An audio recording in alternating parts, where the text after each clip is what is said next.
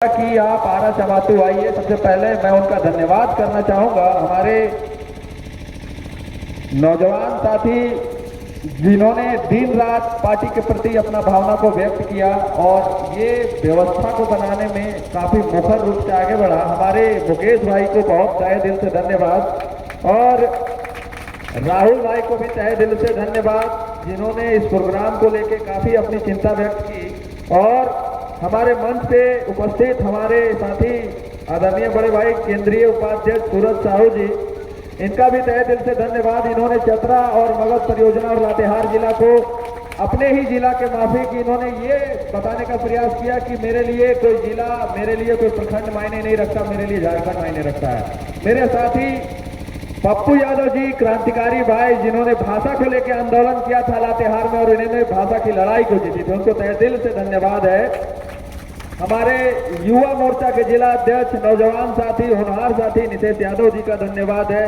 युवा मोर्चा के सचिव रविंद्र सिंह जी का तहे दिल से धन्यवाद है। मीडिया प्रभारी नितेश कुमार जी का धन्यवाद और हमारे लातेहार जिला के पूर्व प्रत्याशी, लातेहार विधानसभा के पूर्व प्रत्याशी संतोष भाई को बहुत बहुत धन्यवाद है, जिन्होंने अपने जिले में हम लोगों को बुलाया और बोलने का अवसर दिया। और अन्य जितने भी साथी हैं, मैं सभी साथियों का नाम नहीं ले सकता, बहुत लंबा लिस्ट है, मैं जिनका नाम नहीं ले पाया उनको भी आभार व्यक्त करता हूं। तो चलिए, आज हम जिस चीज के लिए यहाँ आए हैं, आप लोग को कुछ चीजें हैं जो बताएंगे और कुछ चीजें हैं जो आपसे भी जानने का प्रयास करेंगे। आज पूरे झारखंड में एक चीज समानता रूप से देखने को मिलती है, जिसके पूर्वजों के जमीन में कोयला निकलता है सबसे ज्यादा वही लोग परेशान हैं। आज बाहर के लोग आते हैं और हमारे जमीन से कोयला निकालते हैं और हमारे ही जमीन से कोयला बेच के उनके बेटा बेटी इंग्लैंड, दुबई, साउथ अफ्रीका जैसे जगहों पे जाके पढ़ाई करते हैं। और हमारे जो घर के लोग हैं, हमारे जो बाल बच्चा है, वो सरकारी स्कूल में भी सही शिक्षा को प्राप्त नहीं कर पाते हैं। और ये सरकार का मूल मकसद रहा है कि हमारा जो मूलवासी समाज है, हमारा जो आदिवासी समाज है, उस समाज को शिक्षा से दूर रखना है। हम उनको अगर शिक्षित कर देंगे, हम उनको अगर जागरूक कर देंगे तो वो बोलना सीख जाएंगे। आपको हम कुछ अपने बारे में बताना चाहेंगे। आज से लगभग 4 वर्ष पूर्व मैंने पंचायत का चुनाव लड़ा था, मुखिया का। मेरे दोस्तों ने कहा था कि सूरज भाई आप चुनाव लड़ो, हमें कोई आइडिया नहीं था राजनीतिक का। उन्होंने कहा आप नेतृत्व करो, आपको लोग देखना चाहते हैं। और 4 दोस्तों के कथनी पे हम चुनाव लड़ गए। 10 लोगों ने चुनाव लड़ा था साथ में और एक नया लड़का जिसको राजनीति का र भी नहीं पता था। और उस पंचायत के लोगों ने, उस मजूरहंड पंचायत के लोगों ने मुझे 10 लोगों में दूसरे स्थान पे लाके खड़ा कर दिया। और वो मैं चुनाव सिर्फ और सिर्फ 67 या 68 वोट से हारा था। और तब मुझे ये एहसास हुआ कि नहीं, अगर परिवर्तन करने की क्षमता हो तो कुछ किया जा सकता है। उसी समय एक नाम काफी तेजी से प्रचलित हो रहा था, वो नाम था टाइगर जयराम महतो। हम लोग भी उनको फॉलो करते थे, हम लोग भी इसी तरह जैसे आज आप हम लोग को सुन रहे हैं, हम लोग भी उनको सुनते थे, उनके भाषा आंदोलन को, उनके प्रोग्राम को सुनते थे कि आखिर कौन है ये नाम जिसकी चर्चा आज पूरे झारखंड में हो रही है। बहुत लोगों ने ये भी कहा कि ये आएगा आंधी की तरह और आंधी की तरह चला जाएगा। और हम लोग उनके सभाओं में जाना शुरू किया, हम लोग उनसे मुलाकात करना शुरू किया और उनसे इतना प्रभावित हो गए कि नहीं जानते थे कि राजनीतिक हम लोग को इतना नजदीक बुला लेगा। और उनके पार्टी में हम जैसे लड़कों को, जो आम आपके ही गांव के जैसा लड़का निकला हुआ, जैसे मुकेश राहुल है, वैसे लड़कों को इस पार्टी में केंद्रीय लेवल का नेता बना दिया जाएगा, केंद्रीय समिति का सदस्य बना दिया जाएगा और केंद्रीय महासचिव बना दिया जाएगा। ये कभी हम लोग एक्सपेक्ट नहीं किए थे कि हम लोग को इतना बड़ा दायित्व सौंप दिया जाएगा। आज उस व्यक्ति की चर्चा पूरे झारखंड में सीएम फेस की चर्चा की तरह हो रहा है। कल हम लोगों का एक प्रोग्राम था पतरातू में, आप लोग देखे होंगे सोशल मीडिया। क्या देखे थे? कल टाइगर का प्रोग्राम था पतरातू में। कल वहां की जनता ने ये स्टैंड क्लियर कर दिया कि 2029 में आप किसको सीएम देखना चाहते हैं। मैं आपसे भी पूछना चाहता हूं कि 2029 में किसको सीएम देखना चाहते हैं आप? टाइगर जयराम महतो। जो साथी दूर में बैठे हुए हैं, क्या टाइगर को आप सीएम नहीं देखना चाहते हैं? और अगर देखना चाहते हैं तो हाथ उठाइए सभी लोग और कहिए कि 29 में किसकी सरकार? तो टाइगर जयराम की सरकार। 29 में किसकी सरकार? टाइगर जयराम महतो की सरकार। 29 में किसकी सरकार? टाइगर जयराम महतो की सरकार। झारखंड का सीएम कैसा हो? झारखंड का सीएम कैसा हो? टाइगर जयराम महतो जैसा हो। धन्यवाद। अब आपको हम ये बताना चाहते हैं कि मगध परियोजना हम लोग बार बार क्यों आ रहे हैं। बहुत लोगों के दिमाग में ये चलता है कि ये लोग नेता बनने मगध आ रहा है, ये लोग फैक्ट्रियों से बात करने मगध आ रहा है, ये लोग भी सेटिंग करने मगध आ रहा है, ये लोग भी चंदा उगाही करने मगध आ रहा है। ऐसी चर्चाएं काफी आपके अगल बगल गांव देहात में चर्चा होगी कि ये लोग भी फैक्ट्रियों से कंपनियों से सेटिंग करने के लिए मगध आ रहा है। आपको संगठन को खड़ा करेगा और उसके बाद आपको बेच देगा। आज तक आपके साथ यही होते आया है और यही कारण है कि लोगों का विश्वास नेता लोग से उठ गया है। ये वही मगध जमातों की धरती है जहां से बीजेपी के सांसद आते हैं, जहां से बीजेपी का विधायक आता है और जहां से बीजेपी का सहयोगी पार्टी लोजपा का विधायक आपके क्षेत्र से आता है। यहाँ के लोगों ने बीजेपी को बहुत प्यार दिया, बहुत दुलार दिया। मुझे याद होगा कि आज से लगभग 1.5-2 महीना पहले एक लड़के की हत्या हो जाती है और उस लड़के का बॉडी फेंका जाता है मगध परियोजना के माइंस के क्षेत्र में। और जब हम वहां पहुंचते हैं तो जब हमारा प्रश्न उठा अधिकारी पदाधिकारी से, तो वहां आपके माता बहनों ने, आप ही लोग में वहां बैठे थे, उनके नजर में एक उम्मीद जगा कि ये लड़का लोग हमको इंसाफ दिला सकता है।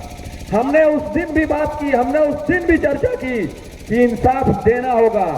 उस लड़के का नाम मैंने लिखा है, बसंत आनंद उनके पिताजी का नाम है और वो व्यक्ति बहुत उम्मीद की निगाहों से हमारे तरफ देख रहे थे। लेकिन दुर्भाग्य उस दिन का ये रहा कि स्थानीय विधायक, जो यहाँ के स्थानीय विधायक हैं, वो पहुंचते हैं 5 बजे और सारा कहानी को खत्म कर देते हैं। ये घोषणा करते हैं कि जब तक उस परिवार को इंसाफ नहीं मिलेगा तब तक माइंस नहीं चलेगा। और जैसे ही सूरज सिंह सूरज साहू का गाड़ी चतरा टंडवा पहुंचता है, फोन जाता है कि भैया माइंस चालू कर दिया गया है। ये नाइंसाफी उस परिवार के, उस बच्चे के साथ नहीं है, ये नाइंसाफी हर विस्थापित परिवार के साथ है। ये विधायक बेचने का और सांसद बेचने का जो खेला पूरे झारखंड में चल रहा है, ये आपकी और हमारी गलती से चल रहा है। हम जब चुनाव आता है तो ये मान लेते हैं कि ये हमारे भगवान हैं, हम मान लेते हैं कि ये हमको 500 दे रहे हैं, हमारे देवता हैं, हमारा ये उद्धार कर देंगे। और उस समय आपके साथ, आपके नीचे जमीन में बैठ के वो कहते हैं कि चाची हम तोर बेटा लगियो, चाची हम तोर पुतो लगियो, चाची हम तोर देवर लगियो। जैसे ही वो समय खत्म होता है, वो लोग का सूट बूट चढ़ जाता है। जैसे ही वो विधायक सांसद बन जाते हैं, उनका तुरंत ऑल्टो से फॉर्च्यूनर आ जाता है। अभी वर्तमान की कहानी हम बता देते हैं। हमारे विधायक है सिमरिया से उज्जवल कुमार दास, जो बीजेपी से जीत के आए हैं। वो कल तक स्कूटी से चलते थे, आज उनके पास स्कॉर्पियो है, आज उनके पास जीप कंपास है। ये कहां से पैसा आता है? कहेंगे कि काहे तकलीफ है, तो चढ़ने के लिए तो आपके पास स्कॉर्पियो है, फिर जीप कंपास और फॉर्च्यूनर की क्या आवश्यकता है? और तुरंत जीतने के बाद कहां आ जाता है, कैसे आ जाता है? हमारे विधायक ने स्कॉर्पियो खरीदा, पूरा चर्चा पूरे झारखंड में हो गया, झारखंड के बाहर हो गया कि टाइगर जयराम महतो तो कहे थे कि गाड़ी नहीं लेंगे, फिर गाड़ी क्यों ले लिए? टाइगर जयराम महतो कहा था कि हम गाड़ी नहीं लेंगे, गाड़ी क्यों ले लेंगे, क्यों ले लिए? उन्होंने कहा कि इस गाड़ी का भी योगदान माता बहनों तरफ से आया है। उन्होंने कहा कि गाड़ी का जो इंस्टॉलमेंट है वो पूरे झारखंड से हर वो चाहने वाला उनका गाड़ी का इंस्टॉलमेंट भर देता है। ये नेता होना चाहिए, ना कि आपके संगठन को, आपके मजबूरियों को बीच बेच को हम स्कॉर्पियो और फॉर्च्यूनर खरीद लें, जो लातेहार विधायक करते आ रहे हैं, जो सिमरिया विधायक करते आ रहे हैं, और जो लातेहार और सिमरिया को नेतृत्व सांसद जो दिल्ली में करते हैं वो करते आ रहे हैं। कितना टाइम से हमको बताइए कि लोकसभा चुनाव बीते, 1 साल से ऊपर समय बीतने को है ना? एक समय हो गया ना सांसद चुने। कालीचरण सिंह आपके कितना बार आपके क्षेत्र में आके आपकी समस्याओं को सुना है? क्या सुना है? हम आप लोग से जानना चाहते हैं, कई बार आपकी समस्याओं को सुना है? क्या सुना है? कोई आया है? लातेहार विधायक प्रकाश राम सिर्फ आंदोलन बेचने के अलावा कुछ किया है? उस परिवार को पैसा मिला? कहे नहीं मिला, ये सवाल पूछता है झारखंड। कहे नहीं मिला उस परिवार को पैसा, उस बच्चे के पिता को क्यों इंसाफ नहीं मिला? हम 5 बजे शाम तक तमाशा देखें। हमें लोगों ने कहा कि भैया, यही मुकेश दा और यही राहुल दा ने हमें कहा, भैया आप चले जाइए, आप चले जाइए, ये नेशनलाइज क्षेत्र है। हम लोग को डर है कि कहीं आपके साथ कुछ घटना ना घट जाए। हम लोगों को ये भाई लोगों ने कहा कि आप चले जाइए, हम लोग चले गए, लेकिन हमारा दिल दिमाग यही था। हम बार बार पूछ रहे थे कि क्या उस परिवार को इंसाफ मिला, क्या उस बच्चे के मुआवजा की राशि उनके पिता उनकी मां को मिली? लेकिन लोगों ने कहा कि नहीं भैया, आंदोलन को बेच दिया गया।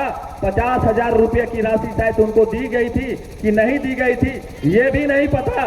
सिर्फ उनके बच्चे के साथ यहाँ का जो जीएम है, यहाँ का जो पीओ है, ये साथ मिलके आपको बताना चाहते हैं। उसी रात की घटना है कि आपके जो स्थानीय विधायक हैं वो पहले जीएम से वार्ता करते हैं, उसके बाद ग्रामीण के बीच जाते हैं। पहले जीएम से वार्ता होती है, उसके बाद आपके बीच आते हैं। तो पूछता है आरा चमातू और ये बालूमाथ क्षेत्र के लोग, ये लातेहार के लोग, कि वार्ता तो हमारे साथ होनी थी, वार्ता तो इंसाफ की हमारे साथ होनी थी, तो जीएम के साथ वार्ता क्यों हो रही है? आज से लगभग 10 दिन पहले मैं आरा चमातू आया था और यहाँ के जीएम को, पीओ को, थाना को और आउटसोर्सिंग के जीएम पीओ जो भी था, हमने उसको ज्ञापन सौंपा और ये कह के गए थे हम लोग कि हमारे लोगों पे अगर अत्याचार हुआ तो एक एक करके चिन्हित करके हिसाब लिया जाएगा। उस दिन से हमें ये पता चला है कि आज तक वो अपनी जो नेचर था उसमें परिवर्तन लाया और हमारे लोगों को तंग करना कम किया है। इंसाफ की लड़ाई ऐसी नहीं लड़ी जाती है। आज आप यहाँ पे बारिश का मौसम है, रेगुलर झारखंड में बारिश हो रहा है, इस मौसम में भी है, आप यहाँ आके बैठे हुए हैं एक उम्मीद से। क्यों? एक उम्मीद से कि जेएल के नाम का कोई पार्टी है जिसके सुप्रीमो टाइगर जयराम महतो जो आपकी मदद कर सकते हैं। ये उम्मीद आपके साथ जुड़ा हुआ है, टाइगर का संपत्ति आपके साथ जुड़ा हुआ है। अगर कल आपको ये पता चले ये लोग भी आया था, ये लोग बेच के चला गया, तो आपके मन में क्या होगा? एक पीड़ा उत्पन्न होगी, एक पीड़ा उत्पन्न होगी कि हर लोग आता है और यही काम करके चला जाता है। पूरे झारखंड में यही सिस्टम है। तो हम पूछना चाहते हैं इस बात को यहाँ के मीडिया के माध्यम से, यहाँ के लोगों के माध्यम से, ये बात आई कहां से? ये बेचने और बेचाने की बात आई कहां से? ये जो नेता लोग कहते हैं कि संगठन बिक जाता है, आंदोलन बिक जाता है, हम तो कल के पार्टी हैं, हमने तो कल पार्टी बनाई और कल से आंदोलन कर रहे हैं। आप तो कई वर्षों से शासन करते आ रहे हैं। इसका मतलब साफ है कि मगध का कमीशन यहाँ के सांसद को जाता है, मगध का कमीशन यहाँ के स्थानीय विधायक को जाता है, मगध का कमीशन यहाँ के डीसी को जाता है, मगध का कमीशन यहाँ के एसपी को जाता है, मगध का कमीशन यहाँ के थाना प्रभारी को जाता है और मगध का कमीशन आपके गांव के जो कुछ लोग होंगे उनको भी जाता है कि मुंह बंद करके रखो रे, नहीं तो ये हल्ला करेगा, मुंह बंद करके रखो, ये हल्ला करेगा। तो हम आपको यकीन दिलाने आ जाए हैं इस मंच से और यहाँ के लोगों ने जो विश्वास जताया है हमारे ऊपर, आपको यकीन दिलाने आए हैं। चाहे वो थाना प्रभारी हो, चाहे यहाँ का डिस्ट्रिक्ट कलेक्टर हो, चाहे यहाँ का एसपी हो, चाहे यहाँ का सांसद हो, चाहे विधायक हो, अगर आपने प्रश्न पूछना शुरू कर दिया तो ये बेचने के पहले 14 बार सोचेंगे। नहीं रे, वहां मत जाओ, वहां प्रश्न किया जाता है। नहीं रे, उस गांव में मत कदम रखना, उस गांव के लोगों को बेचने का प्रयास मत करना, वहां प्रश्न पूछा जाता है।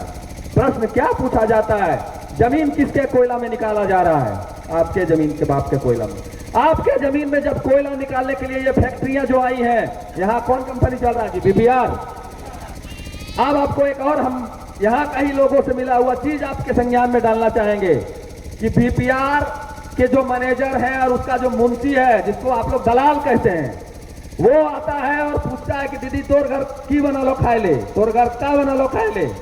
वो घरे घरे डगरीन का काम करता है, घरे घरे लड़ाने का काम करता है और आपको ये कहता है कि तू अपन गोतीवा वाला जमीनवा हमरा दिलाओ, नहीं तो तोर नौकरिया छोड़ दो, पर तोरा ट्रांसफर कर दो यहाँ से, तोर परिवार में ड्यूटी करो, हो तोर परिवार के यहाँ से भेज दो दूसर जिला। और अब वो डर से वो परिवार का जो गोतिया, उसका जो भाई है, वो कहता है कि ना रे तू जमीनवा दे दी, तो जमीनवा दे दी, नहीं तो हमारा नौकरिया चल जेते। तो आपको ये बताना चाहते हैं कि ये तमाम आउटसोर्सिंग कंपनियां, चाहे वो बीपीआर हो, चाहे वो ऋत्विक हो, चाहे वो अन्य जो भी नाम से संचालित हो रही है, इसका कोई अधिकार नहीं है कि आपसे जमीन को लेकर वार्ता करने के लिए आए। इसका कोई अधिकार नहीं है कि आपको आके कहे कि आप अपना जमीन हमको दे दीजिए। इसका कोई अधिकार नहीं है कि जमीन के मसले में ये आपसे कोई बात करे। वो ठेकेदारी करने झारखंड आया है, इस बात को समझिएगा आप लोग। वो ठेकेदारी करने झारखंड आया है। जैसे एग्जाम्पल, आपके गांव में मुखिया है ना, मुखिया है ना, मुखिया जी नली गली बनाते हैं, नली बनाते हैं ना कि नहीं बनाते हैं? चलिए नहीं बनाते हैं, लेकिन एक आध तो कुछ तो काम करते होंगे। पीसीसी कोई काम। चलिए बहुत दुर्भाग्य की बात है। आपको बताते हैं कि मुखिया जी का एक टेंडर होता है, 15वें वित्त का उनको पैसा मिलता है, उसमें एक पीसीसी रोड का निर्माण होता है। तो मुखिया जी क्या करते हैं, उस पीसीसी का जो निर्माण करने का जिम्मेवारी होता है वो उसी को सौंप देते हैं जिसका घर सामने होता है, काहे विवाद नहीं हो। और वो ठेकेदारी करता है, मुखिया जी उसको पैसा देते हैं और वो रोड बन जाता है। ठीक उसी प्रकार ये जो आपका बीपीआर है, ये मगध परियोजना का ठेकेदार है। इसको जिम्मेवारी सौंपा गया है कि मगध परियोजना से कोयला निकालो और मगध को सौंप दो, सीसीएल को सौंप दो। इसका बस इतना ही काम है। एक लाइन में समझ जाइए आप लोग सब कोई। इसका सिर्फ और सिर्फ इतना ही काम है कि ये कोयला निकाल के सीसीएल को सौंप देना। इसके अतिरिक्त इसका कोई काम नहीं है। इसके अलावा अगर ये आपको जमीन को लेकर टॉर्चर करता है, इसके अलावा आपको कहता है नौकरी से निकाल देंगे, इसके अलावा आपको कहता है आपका ट्रांसफर पोस्टिंग करवा देंगे, जो कि इसके अधिकार क्षेत्र से बाहर है। इसके अधिकार में ये काम नहीं है। इसके अधिकार में सिर्फ एक काम है कि जमीन को कोड़ो, कोयला निकालो और सीसीएल को सौंपो। इसके अलावा कोई काम नहीं है। तो आज मैं आपको बताना चाहता हूं कि आप सब जितने भी साथी यहां पहुंचे हैं, ये सारे लोग प्रतिज्ञा ले लीजिए। प्रतिज्ञा किस बात की? प्रतिज्ञा इस बात की आपको लेनी होगी कि चाहे वो सीसीएल का जीएम हो, चाहे वो सीसीएल का पीओ हो, चाहे वो आउटसोर्सिंग का जीएम हो, चाहे आउटसोर्सिंग का पीओ हो, सवाल पूछना पड़ेगा। सवाल आपको पूछना पड़ेगा। किस बात का सवाल? सवाल अपने अधिकार का, कि आपका जो अधिकार छीना जा रहा है। अभी ये भी सुनने आया है कि बीपीआर में हम लोग जब उस दिन बात किए तो पता चला कि बीपीआर में 89% जो लोग हैं वो झारखंडी हैं। मतलब वहाँ जो नौकरी कर रहा है वो झारखंड के लोग कर रहे हैं। तो आप हमको एक बात बताइए, हम रहने वाले हैं मयूरन प्रखंड का, सूरज भाई रहने वाले हैं हजारीबाग जिले का। यहाँ जमीन गया है आरा चमातू के लोगों को। तो अधिकार सबसे पहले किसको मिलना चाहिए? हजारीबाग चतरा वाले को कि आरा चमातू वाले को? किसको मिलना चाहिए? आप लोग हाथ उठा के बोलिए, किसको मिलना चाहिए? तो झारखंडी 89% होना चाहिए कि आरा चमातू के लोग 89% होना चाहिए? इस बात की लड़ाई लड़नी होगी आपको कि यहाँ के लोग 89% होने चाहिए। बाद में जगह मिलेगा तो हम हजारीबाग को भी देंगे, चतरा को भी देंगे, उधर पलामू को भी देंगे, लेकिन सबसे पहले किसको मिलना चाहिए? यहाँ के लोग को। लेकिन पता चलता है कि यहाँ के लोग जो नौकरी करते हैं उनको धमकी देके निकाल दिया जाता है। यहाँ के राहुल भाई को कहा जाता है कि नहीं, इन लोग 3 को बहुत बोलता है, इन लोग को नहीं रखेंगे। तो जरा सोच के देखिए कि लोग बहुत बोलता है इसलिए इन लोग को नहीं रखना चाहता है। तो आप एक बात सोच लीजिए कि लोग बहुत बोला इसलिए नहीं रखना चाहा, तो अगर सारे आरा चमातू के लोग बोलने लगेगा तो क्या ये लोग यहाँ रहेगा? क्या ये एक बात बताइए, किसके जमीन में बना है आरा चमातू के जो माइंस चल रहा है, जो बीपीआर का ऑफिस है, किसके जमीन में है? किसके जमीन में है? अरे आप लोग कंफ्यूज है, किसके जमीन में बताइए? आप लोग से पूछना चाहते हैं। क्या सवाल करिएगा आप लोग? क्या लड़िएगा इस लड़ाई को? अगर लड़िएगा तो खाना तो हम भी नहीं खाए, भूख हमरो लगल है। तो जरा एनर्जेटिक वे में बोलिए, इस लड़ाई को लड़ेंगे और अपना अधिकार छीन के लेंगे। अपना अधिकार कैसे लीजिएगा? अपना अधिकार कैसे लीजिएगा? अपना अधिकार कैसे लीजिएगा? अपना अधिकार मांगने से नहीं मिलता है, अपना अधिकार छीनना पड़ता है। और इसी अधिकार को छीनने के लिए हम आपको जगा रहे हैं। हम आपको इसी अधिकार को बताने के लिए आपको जगा रहे हैं। हो सकता है कि हम रोज यहाँ नहीं आएंगे, हो सकता है कि सूरज भाई भी रोज यहाँ नहीं आएंगे। हमारा प्रोग्राम, हमारा जो दायित्व सौंपा गया है पूरे झारखंड का है, तो हम हो सकता है कि रोज यहाँ आपके बीच नहीं आएंगे। लेकिन हम आपको ये कहना चाहते हैं, जितना भी आप दीदी मौसी चाची बैठल हैं, आप लोग को कहना चाहते हैं, आपको टाइगर जयराम बनना होगा। आपको टाइगर जयराम बनना होगा, पूरे झारखंड का हर वो माटी का बेटा बेटी को टाइगर जयराम बनना होगा। पूछना होगा इन अधिकारी पदाधिकारियों से, अगर नहीं सुनते हैं तो उठा के पटक भी देना होगा। अगर ये नहीं सुनते हैं तो उठा के पटक भी देना होगा कि तुमको सुनना पड़ेगा। क्या है कि तुम कोयला मेरा बाप का जमीन में निकाल रहा है, तुमको अगर कोयला निकालना है तो तुम मेरा बाप का जमीन में कोयला निकाल रहा है। अगर मेरे अधिकार से समझौता करोगे तो उठा के पटक देंगे। हम नहीं कहते, हम लोग विकास के विरोधी नहीं है, हम नहीं कहते हैं कि आरा चमातू में चल रहा माइंस को बंद कर देंगे, लेकिन अगर हमारे लोग से समझौता हुआ, अगर हमारे यहाँ के ग्रामीण से समझौता हुआ, तो हम आपको आज ऑन कैमरा कह रहे हैं, मंच से कह रहे हैं कि जितना यहाँ माइंस चल रहा है वो अगर चला सकते हैं झारखंडी, तो बंद करने का औकात भी ये झारखंडी रखते हैं। और जब बंद हो जाएगा तो रास्ता नहीं मिलेगा, बंद हो जाएगा तो तेलंगाना जाना पड़ेगा। ये जो कंपनियां आके यहाँ कहती है ना कि मेरे बाप का जमीन है, मेरे बाप का फैक्ट्री है, यहाँ के लोग पागल हो गए ना, तो जाना पड़ेगा आंध्र प्रदेश और तेलंगाना। एक प्रकरण आपको याद दिलाना चाहते हैं, बड़का गांव आपका बगल क्षेत्र है, वहां एक महिला नेत्री पूर्व विधायक को धमकी देता है आंध्र प्रदेश का एक व्यक्ति कि आप आंदोलन रोक दो नहीं तो आपको बर्बाद कर देंगे। जरा सोच के देखिए, एक विधायक को धमकी आता है जो पूर्व के, उनके पिताजी विधायक, उनकी माताजी विधायक, वो पूर्व की विधायक, उनकी वर्तमान की सरकार, उनको धमकी आता है। तो हमारा और आपका अस्तित्व क्या विधायक जैसा है? क्या प्रकाश राम जी हमको जेल में कोई उठा के डाल देगा तो प्रकाश राम जी छुड़ाने आएंगे क्या? भाई किसी को आए थे छुड़ाने का?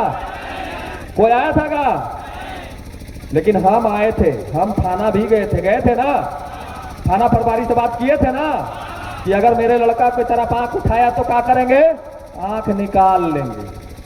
किसी के तरफ अगर आंख दिखाया तो आंख निकाल लेंगे। ये झारखंडी को जागना होगा, सवाल पूछना होगा।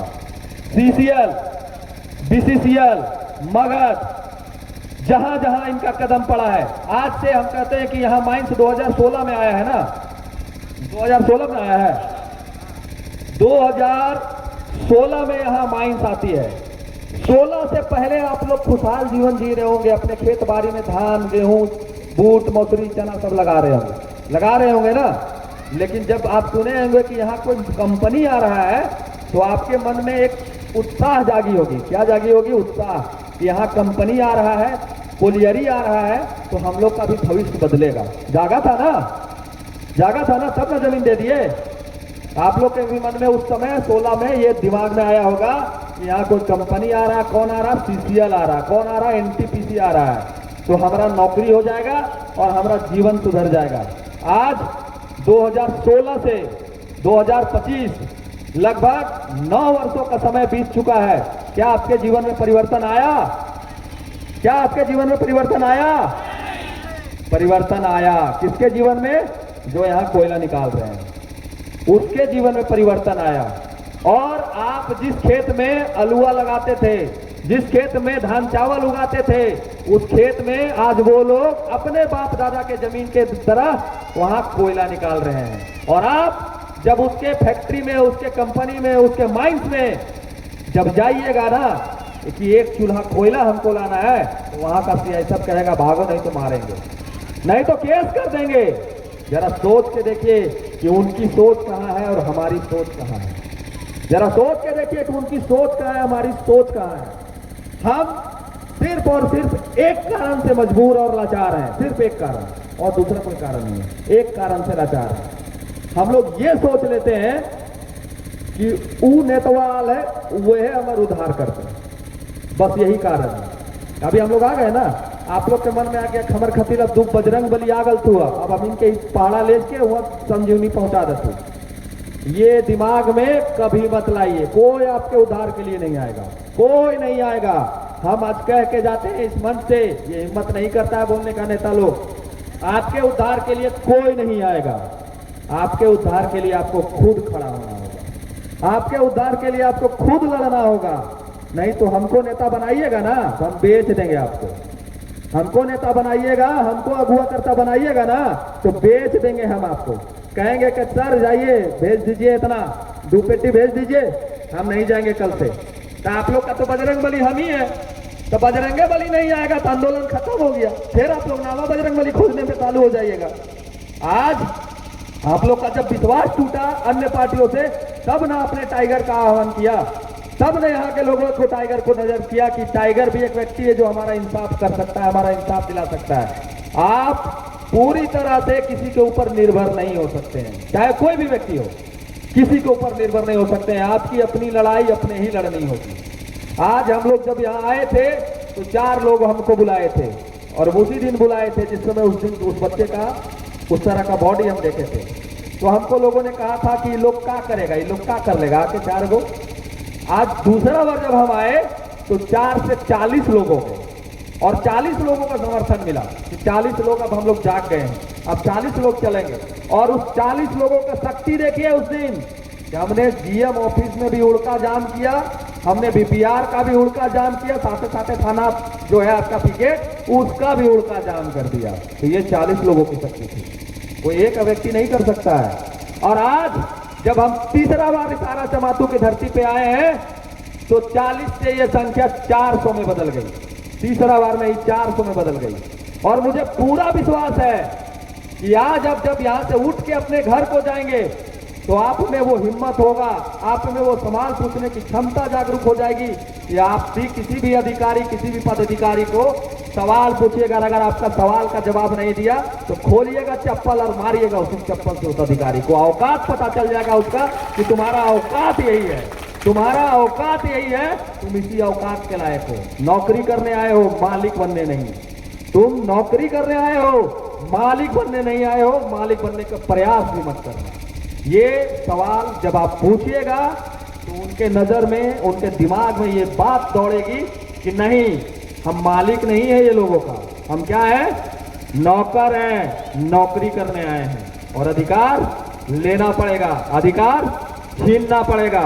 और जितने भी आज यहाँ साथी ग्राउंड में बैठे हुए हैं, हमें पूरा विश्वास है इस लड़ाई में आज के बाद हम यहाँ रहें, आए ना आए, ये जो संगठन हम आपको देके जा रहे हैं, ये जो पार्टी का सिंबल देके जा रहे हैं, ये 29 में सीएम का सिंबल होगा। आपको यकीन दिलाते हैं कि जिस तरह से झारखंडियों का प्यार टाइगर को मिल रहा है, जिस तरह के झारखंडियों का समर्थन टाइगर को मिल रहा है, जिस तरह के झारखंड में झारखंडी लोग झारखंड के नेता को सम्मान आदर दे रहे हैं, हम बता देते हैं आपको कि बड़े बड़े सांसद विधायक मजबूर हो जाएंगे सोचने पे कि ये क्या सुनामी आया है, किसकी आंधी आई है। तो ये किसकी नहीं, ये टाइगर जयराम महतो की आंधी है, उनके विचारधारा की आंधी है, जिसको अब कोई भी सांसद, कोई भी पार्टी नहीं रोक सकती है। एक बात और अंतिम में हम कहना चाहेंगे आप सबके बीच में, विस्थापित आप लोग को हो सकता है कि यहाँ भी कोयला हो, और कल के डेट में मगध, एनटीपीसी या फिर अमरपाली जो भी परियोजना यहाँ संचालित है वो आपको कहेगा कि इस जमीन के अंदर कोयला है और इस कोयले को हम निकालेंगे, आपको जमीन खाली करना होगा, कहेगा वो लोग। तो आपके नाम के आगे भी क्या लग जाएगा, विस्थापित। आपको बोलेगा कि आप दूसरा जगह चल जाइए, यहाँ कोयला निकालेंगे, आपको जमीन के बदले मुआवजा दे देंगे। अभी एक व्यक्ति कह रहे थे कि मुआवजा हम इस डेट से लेंगे। अभी जमीन अधिग्रहण कर रहा है लोग 2002 में, जमीन अधिग्रहण कर रहा है लोग 2004 में, 2005 में, और मुआवजा अभी आपको किस रेट में दे रहा है, वही 2002, 2004, 2005 के रेट में। अभी आपके जमीन में आज से 15 साल पहले यहाँ जमीन आप कैसे बेचते थे, चलिए 5,000 रुपये कट्ठा, आज इस जमीन को कैसे बेचते हैं, 50,000 रुपये कट्ठा। रेट बढ़ा ना, रेट बढ़ा कि नहीं बढ़ा, तो मुआवजा बढ़ना चाहिए कि नहीं चाहिए, बढ़ना चाहिए ना। तो ये कैसे बढ़ेगा, जब आप सवाल पूछे, जब आप रोक दीजिएगा कि कोयला नहीं निकालने आएंगे, आप जब ये प्रश्न करिएगा कि मुआवजा, हम कोयला का विरोधी नहीं है, हम विकास का विरोधी नहीं है, हमारा पार्टी विकास का विरोधी नहीं है, हम कभी नहीं कहते हैं कि हम काम नहीं कर रहे थे, हम कहते हैं अधिकार दो और काम करो, उनका अधिकार दो और काम करो, हम मना नहीं कर रहे हैं। आपका अधिकार अगर आपको नहीं मिलता है तो इसकी लड़ाई आपको खुद लड़नी होगी, चाहे वो कट ऑफ डेट की लड़ाई हो, चाहे नौकरी की लड़ाई हो, चाहे ट्रांसफर पोस्टिंग की लड़ाई हो, चाहे किसी भी तरह का धमकी का लड़ाई हो। अभी कुछ दिन पहले यहाँ पे क्या सिस्टम था कि कोई लड़का अगर 2 बात बोल रहा है तो उसको तुरंत थाना प्रभारी का फोन आ जाता, करे तो उनको उठा लेंगे, यहाँ सिस्टम था। तुरंत पिकेट इंचार्ज का फोन आ जाता था कि तुमको उठा लेंगे, तुम उग्रवादी है। उग्रवादी कोई नहीं होता है, उग्रवादी ये लोग बना देते हैं। उग्रवादी बनने पे ये लोग मजबूर कर देते हैं। अब आपका जमीन को कोई जबरदस्ती लूटेगा तो आप क्या करिएगा, बनिएगा ना। तो वो हम उग्रवादी भी नहीं बनने देंगे। और आप जब प्रश्न करिएगा ये लोग मजबूर होकर आपके पैर पकड़ेंगे कि नहीं हमको काम करने दीजिए, हम आपका अधिकार दे देंगे। आपके अधिकार से समझौता नहीं करेंगे। बीपीआर, एनटीपीसी, मगध, अमरपाली, ये तमाम कंपनियों के जीएम, तमाम कंपनियों के पीओ को मैं आज इस मंच से कहना चाहता हूं। और हाँ, एक बात और, एक व्यक्ति को तो हम छोड़ रहे थे।